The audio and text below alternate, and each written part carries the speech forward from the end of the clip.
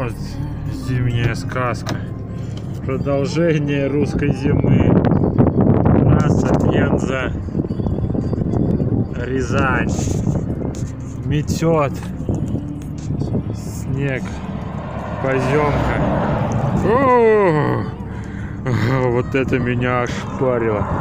Еще вот дверь держу, чтобы не оторвало. Вот он заметает. Во, падает снег, видите?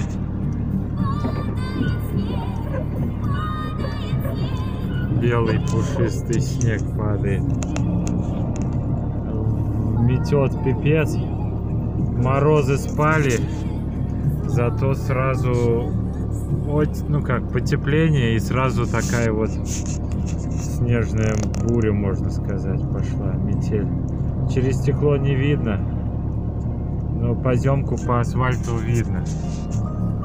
Вот она. Сейчас пока никого нет, открою дверь. Видите, дорога пустая, машин очень мало. Вдоль дороги, конечно, много. Аварий мало, но сползают с трассы, люди сползают, задувает. Сам еду медленно, но хорошо, микроавтобус тяжелый. Транспортерчик мой. Вот наверху сколько снега. Вся в снегу. Короче, русская зима. Это уже 4-я серия, но такие зимы и должны быть в России. Наверное, за последние 10 лет точно. Первая зима такая, которая и мороз, и метель, и снегопады. Давно уже таких не было в России зим, но она должна была быть рано или поздно.